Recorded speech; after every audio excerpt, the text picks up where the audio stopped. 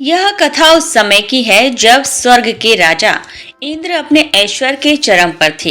इंद्र का अहंकार इतना बढ़ गया था कि वे ऋषियों और मुनियों के सम्मान को भूलने लगे थे। एक बार महर्षि दुर्वासा, जो भगवान शिव के अंश माने जाते हैं और अपने तीव्र क्रोध के लिए विख्यात हैं, बैकुंठ से लौट रहे थे। उनके पास भगवान विष्णु द्वारा दी गई एक दिव्य पारिजात पुष्पों की माला भी थी। यह माला साक्षात लक्ष्मी का स्वरूप थी। मार्ग में उन्हें इंद्र अपने ऐरावत हाथी पर सवार होकर आते दिखे। दुर्वासा ने प्रसन्न होकर वह माला इंद्र को भेंट कर दी, लेकिन मंदमस्त इंद्र ने उस दिव्य प्रसाद का महत्व नहीं समझा। उन्होंने वह माला अपने हाथी ऐरावत के मस्तक पर डाल दी। हाथी ने अपनी सूंड से माला उतारकर जमीन पर फेंक दी और उसे अपने पैरों तले कुचल दिया। यह दृश्य देखकर दुर्वासा ऋषि का क्रोध भड़क उठा। उन्होंने गरजते हुए कहा, रे मूर्ख इंद्र, तूने साक्षात लक्ष्मी के प्रसाद का अपमान किया है। जिस ऐश्वर्य के मद में तू चूर है, वह आज से तुझे त्याग देगा। तू और तेरा देवता श्रीहीन हो जाएंगे, स्वर्ग की शोभा नष्ट हो जाएगी और तू असुरों के सामने शक्तिहीन हो जाओगे। इस श्राप का प्रभाव तत्काल हुआ। स्वर्ग की हरियाली सूख गई, देवताओं का तेज फीका पड़ गया और माता लक्ष्मी अंतर्ध्यान होकर क्षीर सागर में समा गईं। बिना शक्ति और लक्ष्मी के असुरों ने राजा बलि के नेतृत्व में स्वर्ग पर आक्रमण कर दिया और देवताओं को खदेड़ दिया। कथा का यह बिंदु हमें यह सिखाता है कि अहंकार किस प्रकार मनुष्य के विवेक और वैभव का विनाश कर देता है। शक्तिहीन देवता ब्रह्मा जी के पास गए और फिर ब्रह्मा जी उन्हें लेकर भगवान विष्णु के पास क्षीर सागर पहुँचे। भगवान विष्णु वहां शेषनाग पर शयन कर रहे थे। देवताओं ने करुण पुकार की। विष्णु जी ने मुस्कुराते हुए कहा, समय अभी आपके विपरीत है। काल जब प्रतिकूल हो तो शत्रु से भी हाथ मिला लेना चाहिए। असुर इस समय शक्तिशाली हैं, इसीलिए तुम्हें उनके साथ मिलकर समुद्र मंथन करना होगा। विष्णु जी ने समझाया कि समुद्र के तल में अमृत छिपा है, जिसे पीकर तुम अमर हो जाओगे। उन्होंने देवताओं को कूटनीति सिखाई। असुरों को अमृत का लालच दो ताकि वे कठिन श्रम करने को तैयार हो जाएं। अंत में क्या होगा वह मुझ पर छोड़ दो। देवता राजा बलि के पास संधि का प्रस्ताव लेकर गए। बलि ने प्रारंभ में मना किया, लेकिन जब अमरत्व की बात आई तो असुर भी लोभ में आ गए। इस प्रकार ब्रह्मांड के इतिहास की सबसे बड़ी संयुक्त परियोजना की नींव रखी गई। कथा का यह बिंदु विपत्ति के समय धैर्य और कूटनीति के महत्व को दर्शाता है। मंथन के लिए उपकरण जुटाना सबसे बड़ी चुनौती थी। मंद्याचल पर्वत को मथनी बनाया गया, लेकिन उसे समुद्र तक लाना असंभव था। हजारों देवता और असुर उसे उठा रहे थे, पर वह दबकर गिर गया। तब भगवान विष्णु ने गरुड़ पर सवार होकर उसे उठाया और समुद्र के बीचों बीच स्थापित किया। जैसे ही मंथन शुरू हुआ, मंथन पर्वत आधार न होने के कारण समुद्र की गहराई में धंसने लगा। पूरी योजना विफल होती दिख रही थी। तब भगवान विष्णु ने एक विशाल कूर्म अर्थात कछुआ का रूप धारण किया और समुद्र के तल में जाकर पर्वत को अपनी विशाल पीठ पर धारण किया। पर्वत की रगड़ से भगवान को खुजली जैसी सुखद अनुभूति हो रही थी। इधर वासुकी नाग को रस्सी बनाया गया। असुरों ने हठ किया कि वे मुख की ओर रहेंगे, क्योंकि वे शक्तिशाली हैं। भगवान की माया से देवताओं ने पूंछ पकड़ी। वासुकी के मुख से निकलने वाली विषैली फुक्कार और अग्नि से असुर झुलसने लगे, जबकि देवताओं को पीछे की ओर होने के कारण बादलों की ठंडी फुहारें मिली। आइए इस महागाथा के अगले दो अत्यंत विस्तृत बिंदु की ओर बढ़ते हैं। यहाँ कथा के वे पड़ाव हैं जहाँ सृष्टि के अस्तित्व पर संकट आया और फिर अद्भुत रत्नों का प्राकट्य हुआ। मंथन की प्रक्रिया जैसे ही तीव्र हुई, मंथन पर्वत की रगड़ और वासुकी नाग के खिंचाव से समुद्र के भीतर की हलचल बढ़ गई। अचानक समुद्र के गर्भ से एक अत्यंत भयानक और काला धुआं उठने लगा। यह हलाहल नामक कालकूट विष था। यह साधारण विष नहीं था। इसकी गंध मात्र से पक्षी आकाश से गिरने लगे और इसकी ऊष्मा इतनी प्रचंड थी कि 10 दिशाएं जलने लगीं। देवताओं और असुर जो अभी कुछ समय पहले अमृत के स्वप्न देख रहे थे, अब अपने प्राण बचाने के लिए इधर उधर भागने लगे। असुरों की त्वचा जलने लगी और देवताओं का तेज समाप्त होने लगा। यह विष इतना घातक था कि यदि यह पृथ्वी या पाताल में गिर जाता तो समस्त चराचर जगत का विनाश निश्चित था। भगवान विष्णु और ब्रह्मा जी भी जानते थे कि इस विष को शांत करने की शक्ति केवल एक ही सत्ता में है, देवाधिदेव महादेव। समस्त देवगण कैलाश की ओर दौड़े। वहां भगवान शिव ध्यान मग्न थे।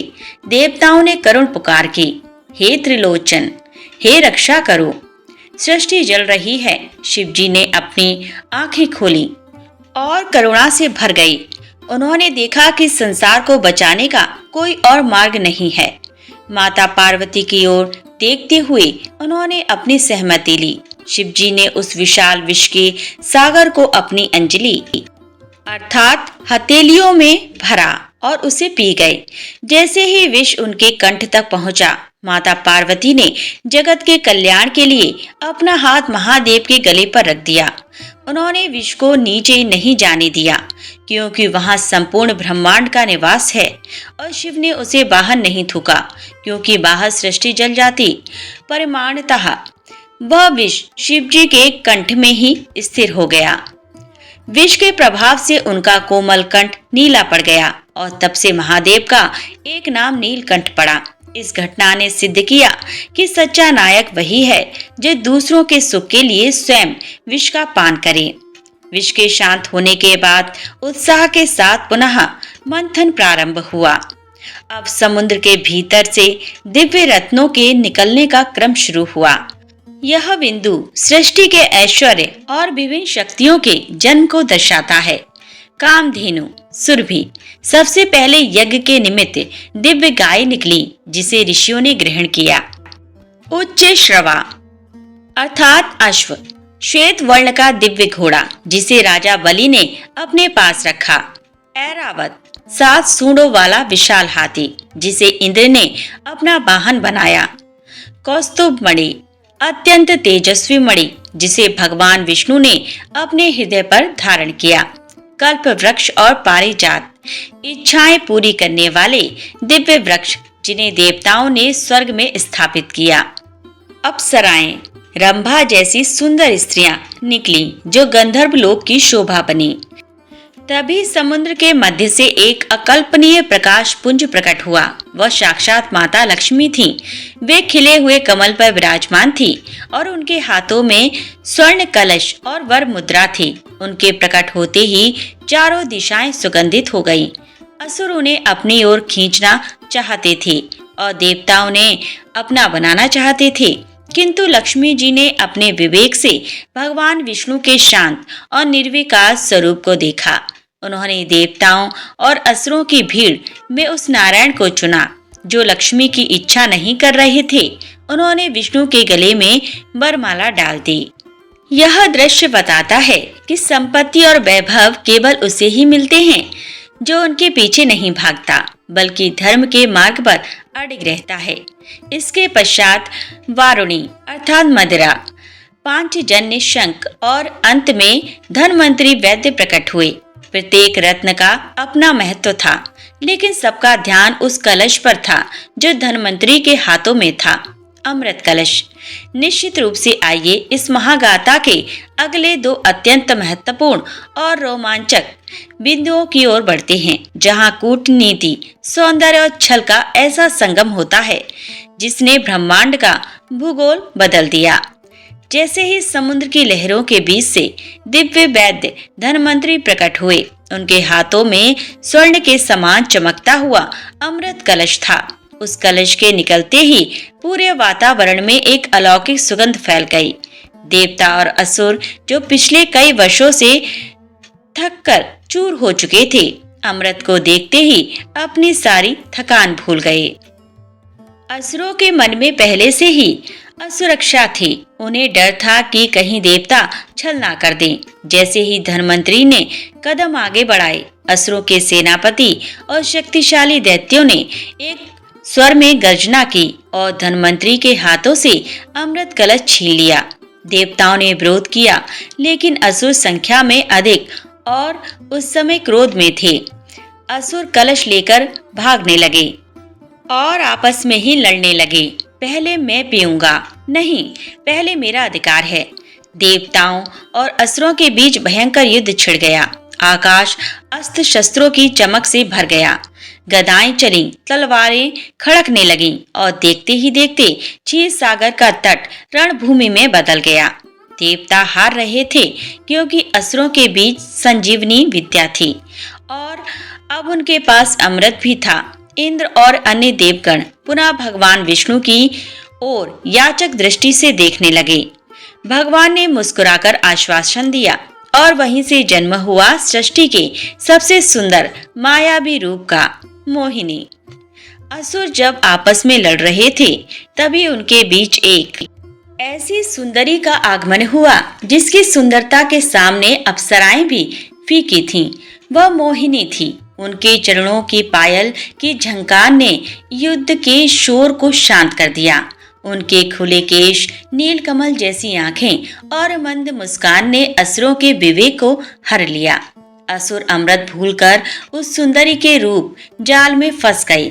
मोहिनी ने अपनी सुरीली आवाज में कहा, हे वीर योद्धाओं, आप लोग आपस में क्यों लड़ रहे हैं? यदि आप मुझ पर विश्वास करें तो मैं इस अमृत का समान वितरण कर सकती हूँ। असुरों का विवेक काम नहीं कर रहा था। उन्होंने सोचा कि इतनी सुंदर स्त्री कभी झूठ नहीं बोल सकती। उन्होंने अमृत कलश मोहिनी को सौंप दिया। मोहिनी ने शर्त रखी, मैं जो भी निर्णय लूंगी वह अंतिम होगा। कोई भी बीच में हस्तक्षेप नहीं करेगा। काम मोहित असुरों ने तुरंत ही हाँ कर दी। मोहिनी ने 2 पंक्तियां बनाई, एक ओर देवताओं को बैठाया और दूसरी ओर असुरों को। उन्होंने देवताओं से शुरू किया और अपनी अदाओं से असुरों को ऐसा बहलाया कि वे केवल उन्हें देखते ही रह गए, जबकि मोहिनी ने अमृत का पान देवताओं को कराना शुरू कर दिया। यह खंड माया और आसक्ति के प्रभाव को दर्शाता है, जहाँ व्यक्ति अपनी सबसे कीमती वस्तु अर्थात अमृत मोक्ष को केवल क्षणिक सुख के लिए खो देता है। असुरों की पंक्ति में एक दानव ऐसा था जो मोहिनी के रूप से अधिक उसके हाथों की गतिविधियों पर ध्यान दे रहा था। उसका नाम था स्वरभानु। वह राहु का ही पूर्व रूप था। वह समझ गया कि मोहिनी देवताओं को अमृत पिला रही है और असुरों को केवल मीठी बातों में उलझा रही है।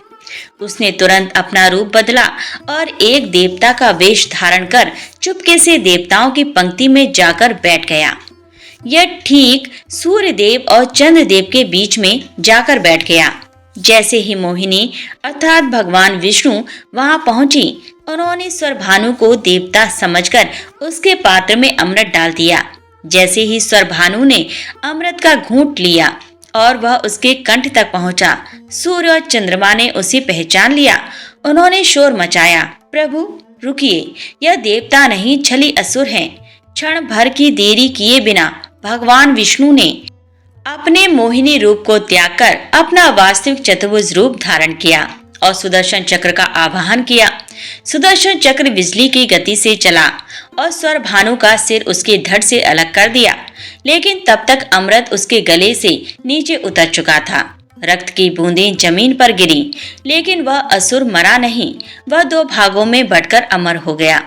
निश्चित रूप से आइए इस महागाथा के अंतिम और सबसे महत्वपूर्ण खंड की ओर बढ़ते हैं, जहाँ एक असुर के 2 फाड़ होने से सौर मंडल के 2 सबसे रहस्यमयी छाया ग्रहों का उदय हुआ। जब भगवान विष्णु के सुदर्शन चक्र ने स्वरभानु का सिर धड़ से अलग किया तो वह दृश्य अत्यंत भयानक था। अमृत की कुछ बूंदें उसके कंठ से नीचे उतर चुकी थीं, जिसने उसके अस्तित्व को भौतिक मृत्यु से परे अमर बना दिया था। सिर वाला हिस्सा राहु कहलाया और धड़ वाला हिस्सा केतु के नाम से जाना गया। चूंकि अमृत का प्रभाव उनके रग रग में दौड़ रहा था, वे मन नहीं सकते थे। ब्रह्मा जी ने हस्तक्षेप किया और सृष्टि के संतुलन को बनाए रखने के लिए इन दोनों को ब्रह्मांड के 9 ग्रहों अर्थात नवग्रहों में स्थान दिया। इन्हें छाया ग्रह कहा गया क्योंकि इनका कोई भौतिक शरीर नहीं था, केवल सूक्ष्म अस्तित्व था। राहु को सर्प का सिर और केतु को सर्प की पूंछ के रूप में मान्यता मिली। प्रतिशोध की ज्वाला और ग्रहण का जन्म।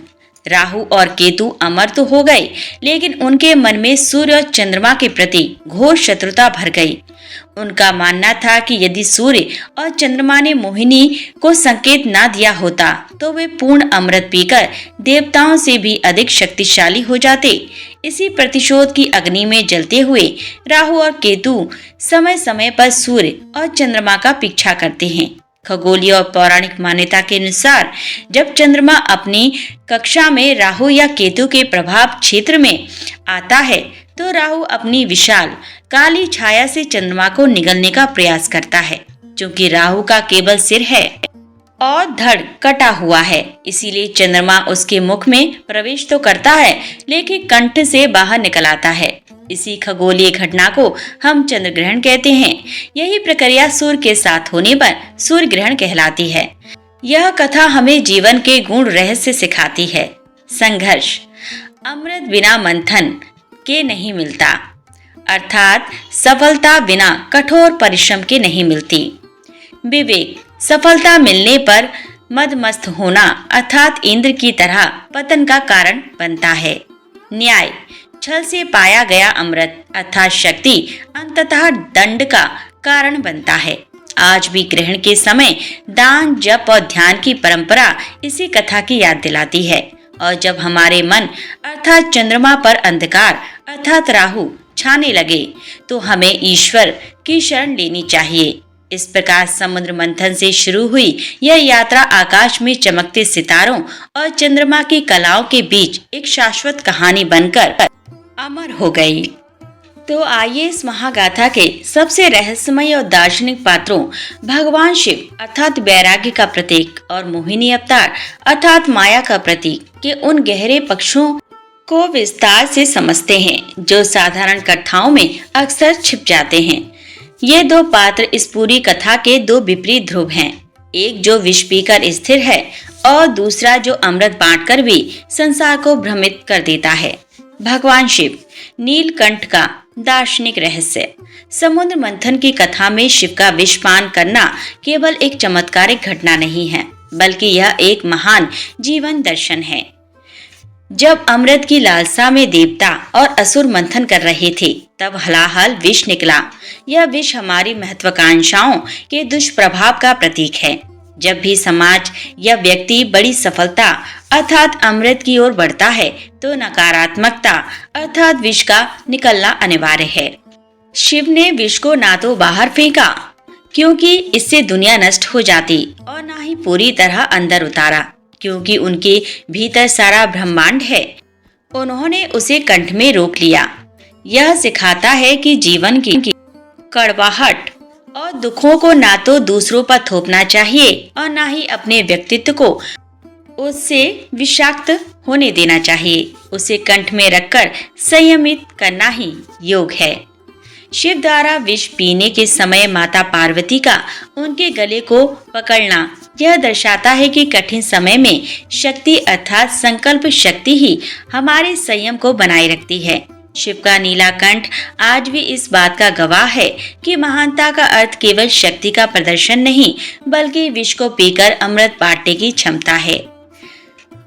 भगवान विष्णु का मोहिनी रूप हिंदू दर्शन के सबसे जटिल सिद्धांतों में से एक है। माया। असुरों के पास अमृत का कलश था अर्थात उनका लक्ष्य, लेकिन जैसे ही मोहिनी अर्थात सुंदरता या माया प्रकट हुई वे अपने लक्ष्य भूल गए। यह मानव मन की उस कमजोरी को दर्शाता है जहां हम क्षणिक सुखों और आकर्षण के कारण अपने जीवन के बड़े उद्देश्यों अर्थात अमृत या मोक्ष को खो देते हैं।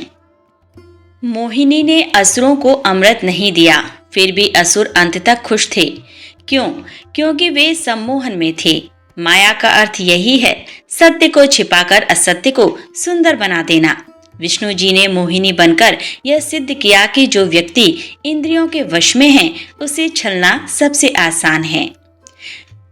मोहिनी ने केवल देवताओं को अमृत पिलाया। इसका आध्यात्मिक अर्थ यह है कि अमृत अर्थात अमृत या ज्ञान केवल उन्हीं को मिलता है जिनका मन शुद्ध और स्थिर है।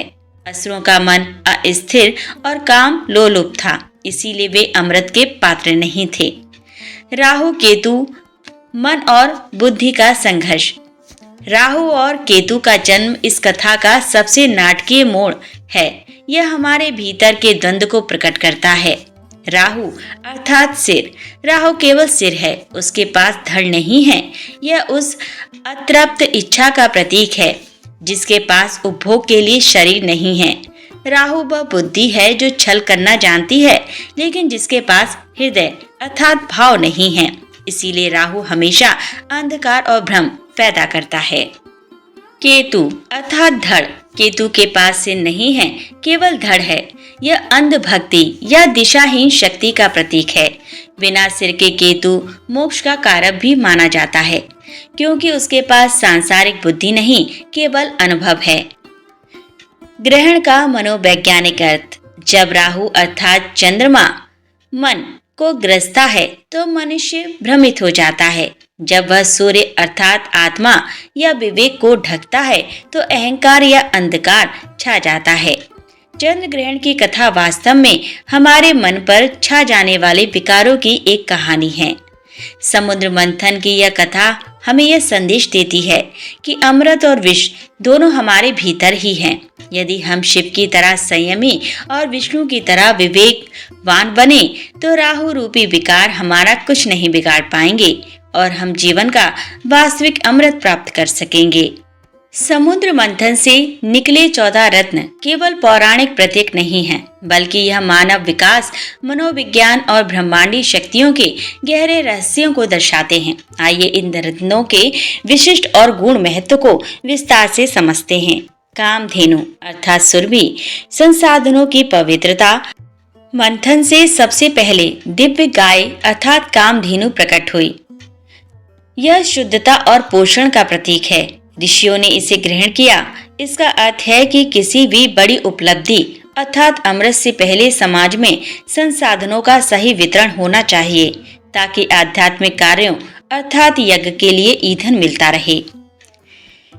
ज्योतिषे जुड़ाव। इसे शुक्र और वृष राशि से जोड़ा जाता है, जो सुख सुविधा और प्रचुरता का प्रतिनिधित्व करते हैं। उच्च श्रवा अर्थात अश्व, मन की गति। सफेद रंग का यह 7 मुख वाला घोड़ा मन की गति का प्रतीक है। दार्शनिक अर्थ। घोड़ा इंद्रियों की गति और चंचलता को दर्शाता है।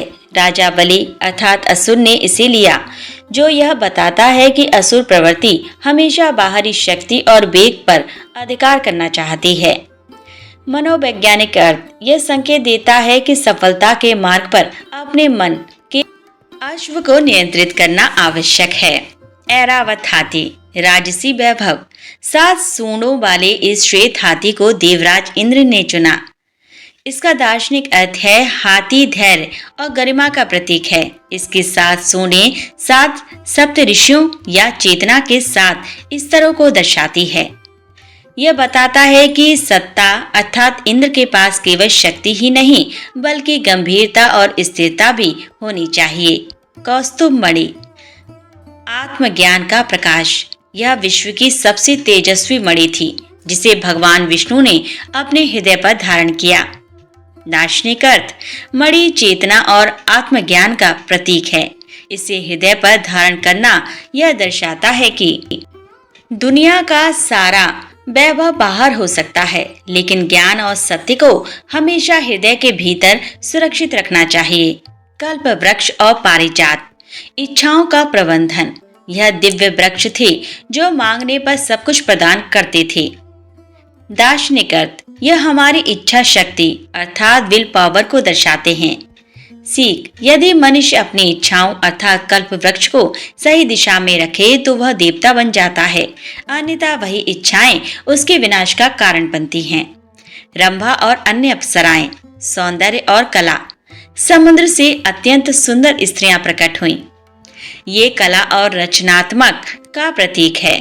समाज की उन्नति के लिए केवल धन और शक्ति पर्याप्त नहीं है, बल्कि संगीत, नृत्य और सौंदर्य बोध भी अनिवार्य है। माता लक्ष्मी, समृद्धि और विवेक। महालक्ष्मी का प्राकट्य मंथन का सबसे महत्वपूर्ण पड़ाव था। लक्ष्मी केवल धन नहीं है, वे श्री हैं। उन्होंने विष्णु को चुना क्योंकि विष्णु स्थिति करता है। यह सिखाता है कि धन केवल उसी के पास स्थिर रहता है जो धर्म और मर्यादा का पालन करता है। वारुणी, नशा और अहंकार। यह मदिरा अर्थात सुरा का प्रतीक थी, जिसे असुरों ने ग्रहण किया। सफलता के मार्ग पर अहंकार का नाश आना स्वाभाविक है। जो इस नशे में डूब जाता है अर्थात असुर, वह अंततः अमृत से वंचित रह जाता है। पांचजन्य शंख। इस शंख की ध्वनि विजय और न्याय की प्रतीक है। यह नाद अर्थात ध्वनि का प्रतीक है, जो ब्रह्मांड की उत्पत्ति का आधार है।